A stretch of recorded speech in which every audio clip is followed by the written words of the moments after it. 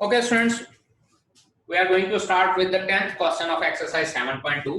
Continue करते हैं 7.2 exercise. अब इसको देखिए किस तरह से सॉल्व करना है। इसमें हम लोग क्या करते हैं कि अंडर रूट एक्स कॉमन निकाल लेते हैं। जब अंडर रूट एक्स कॉमन निकला, ये आ गया under root X minus 1 into D X. अब इसको कुछ इस तरह से लिख सकते हैं हम लोग 1 over under root X over under root X minus 1 into D X. अब इसके बाद इसको क्या करना है, हम लोग put under root X minus 1 is equals to T कर लेते हैं हम लोग। अंडर रूट एक्स माइनस 1 को जब हम लोगों ने टी पुट कर लिया, इसके बाद नेक्स्ट स्टेप मैंने बताया था differentiation. Differentiate both sides, differentiate both sides and we know that कि अंडर रूट एक्स का डेरिवेटिव होता है 1 over 2 under root X into dx. 1 का डेरिवेटिव 0 और t का डेरिवेटिव dt। सो यहां से 1 over under root X dx की वैल्यू आती है हमारे पास 2 टाइम dt। यहां पे हम लोगों ने पुट कर देनी है 1 by under root X into dx 2 time dt put कर देना है, और नीचे हमारे पास t आ जाएगा क्योंकि पूरी की पूरी टर्म को हम लोगों ने t पुट कर लिया था। This is equals to 2 common बाहर निकाल लेता हूं, ये बन जाता है 1 ओवर t इंटू dt, और उसके बाद 1 बाय t का इंटीग्रेशन का फॉर्मूला लगाते हैं। This will B 2 log mod t plus c, और आफ्टर दैट मैंने आपको बोला है कि t की वैल्यू वापस भी पुट करनी होती है। So this is equals to 2 log mod under root x minus 1 plus c, and this will be your answer for this question। ठीक है जी।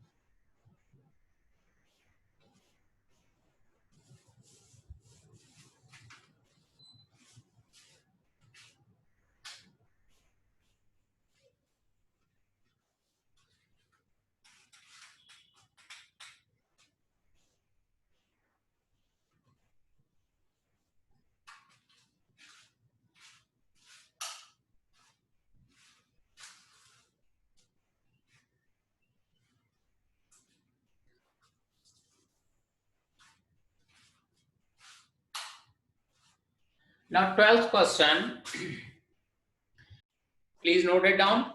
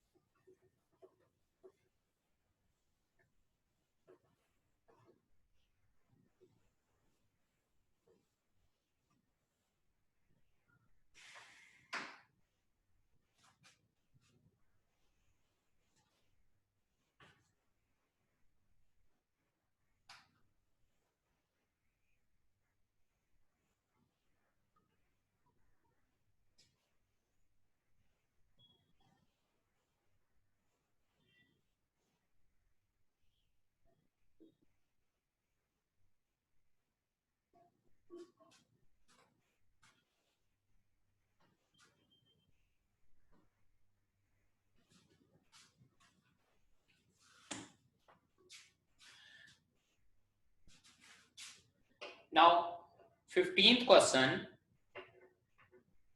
क्वेश्चन हमारे पास क्या आ जाएगा, x over 9 minus 4x square dx। यहां पे क्या करते हैं, put 9 minus 4x square is equals to t। Differentiate both sides, differentiate both sides. ये हमारे पास क्या आ जाता है, minus 8x dx is equals to dt।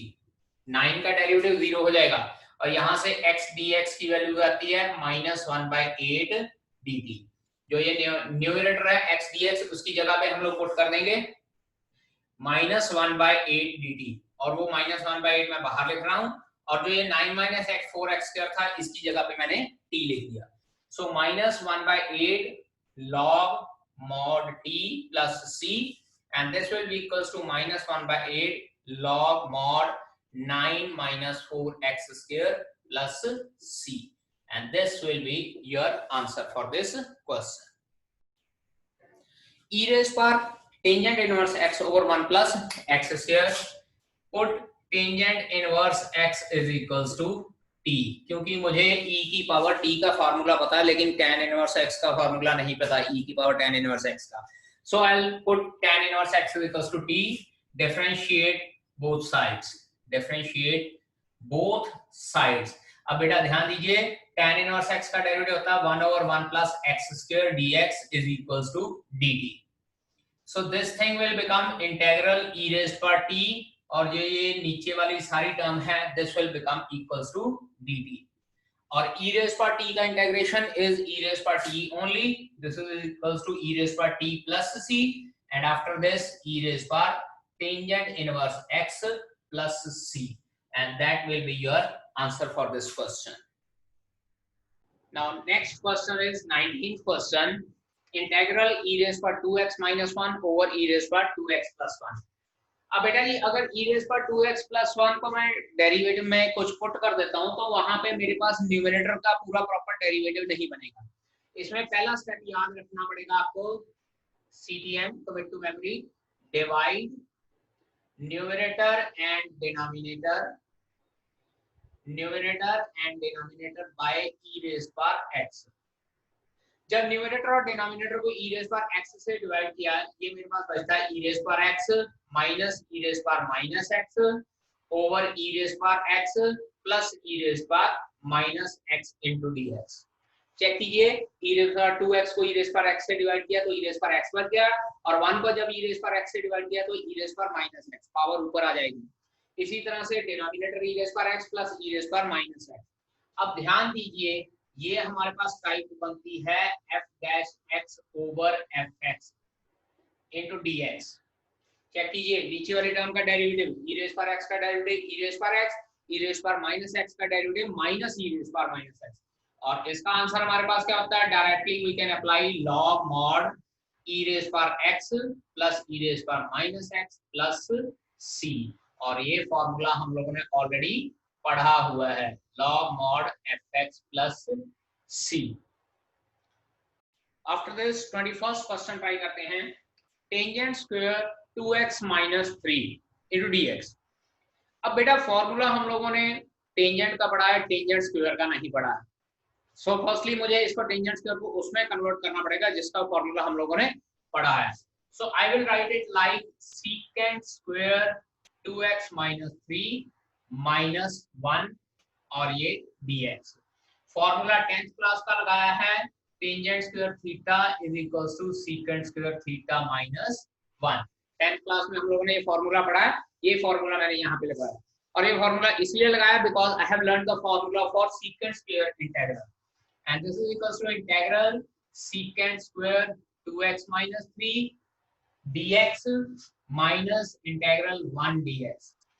secant square का इंटीग्रल हम लोगों ने पढ़ा है, that is tangent of 2x minus 3, और मैंने आप लोगों को साथ में ये भी कहा है कि जो x के साथ कोफिशिएंट लगा होता है उसके साथ हम लोग डिवाइड भी करेंगे. अब x के साथ यहाँ कोफिशिएंट 2 लगा हुआ है, so it divided with 2 only, और 1 का integration we have learned minus x plus c, and that will be your answer. And after this 22nd question भी बिल्कुल इसके जैसा ही है. secant स्क्वायर 7 minus 4x है, वहां पे उसका फॉर्मूला लग जाएगा टेंजेंट ऑफ 7 minus 4x, और माइनस 4 से आप लोग डिवाइड कर सकते हैं. So next 22nd question you can do yourself. 24th question 2 cos x minus 3 sin x over 6 cos x plus 4 sin x. ऐसे करते हैं, डिनोमिनेटर में मेरे पास 2 कॉमन निकलता है, मैंने वो 2 कॉमन निकाल दिया. This is 2 cos x minus 3 sin x divided by 3 cos x plus 2 sin x dx. और अगर आप लोग ये ध्यान से देखेंगे तो जो नीचे वाली टर्म है इसका डेरिवेटिव ऊपर पड़ा हुआ है. देखिए cos x का 3 cos x का डेरिवेटिव हो जाएगा माइनस 3 sin x, और 2 sin x का डेरिवेटिव हमारे पास है 2 cos x. तो डायरेक्टली अप्लाई फार्मूला कर लेते हैं. This is log mod 3 cos x plus 2 sin x plus c. Formula integral f dash x over fx dx is equals to log mod fx plus c। ये formula यहाँ पे use हुआ है। Understand? After this 25th question, integral 1 over cos square x into 1 minus tangent x का whole square dx. So this can be written as integral secant square x into 1 minus tangent x का power -2 dx. Check कीजिए, 1 by cos square x होता है secant square x, और जो 1 minus tangent x की power 2 है उसको मैंने ऊपर 1 minus tangent x की पावर -2 लिख दिया।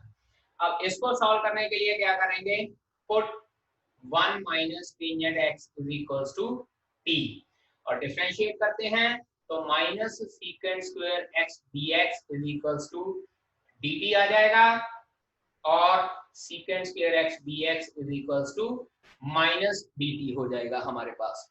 तो इसको फिर हम लोग सॉल्व करते हैं। The given integral will become equals to, minus का साइन मैं बाहर निकाल देता हूं, जो dt माइनस का बनना है 1 minus t, 1 minus t नहीं, सीधा डायरेक्टली t, क्योंकि हमने पूरी टर्म को t पुट कर लिया था, t रेज़्ड पावर -2 dt। और इसके बाद x रेज़्ड पावर n का फार्मूला लगाते हैं, -2 + 1 over -2 + 1 plus c, and this will become minus t raised power -1 over -1 plus c, and we are left with 1 by t plus c। और उसके बाद t की वैल्यू पुट कर लेनी है and we'll get 1 over 1 minus tangent x plus c. That will be your answer for this question. Cos x over under root integral cos x over under root of 1 plus sin x dx. It can be written as integral 1 plus sin x की power -1 by 2 into cos x dx। और बेटा जी अब ध्यान दीजिए, 1 plus sin x का derivative cos x पड़ा हुआ है हमारे साथ, और 1 plus sin x की कुछ पावर n भी है। सो इसका डायरेक्ट फॉर्मूला लगाते हैं, 1 plus sin x की power -1 by 2 plus 1 over -1 by 2 plus 1 plus c। Formula कौन सा यूज किया, integral fx rays power n into f dash x dx वाला। इसका आंसर था हमारे पास fx rays power n plus 1 over n plus 1 plus c। सो इसको solve करेंगे तो हमारे पास आ जाएगा 2 under root of 1 plus sin x plus c, and this will be your answer for this question. Next question number 31st, sin x over 1 plus cos x का whole square. अब जरा ध्यान दीजिए, इसको मैं लिख रहा हूँ sin x into 1 plus cos x की पावर -2 dx, और उसके बाद नेक्स्ट स्टेप में मैं क्या कर रहा हूँ, माइनस से मल्टीप्लाई अंदर और बाहर, that is 1 plus cos x की पावर -2 dx। और ये माइनस से सिर्फ मल्टीप्लाई मैंने दोनों बार इसलिए किया कि इस टर्म का डेरिवेटिव साथ में बन जाए, और जब इस टर्म का डेरिवेटिव इसके साथ में बन गया तो ये वाला फार्मूला फिर से अप्लाई करेंगे। So it will become equals to 1 plus cos x raised to power -1 by 2 plus 1 over -1 by 2 plus 1 plus c। ठीक है जी, और -1 by 2 plus 1 फिर से 1 by 2 रह जाएगा, सो it will be -2 under root of नहीं -2 है पावर बेटा, -2 plus 1 और ये -2 plus 1, so it will be 1 plus cos x raised to power -1 over -1 plus c।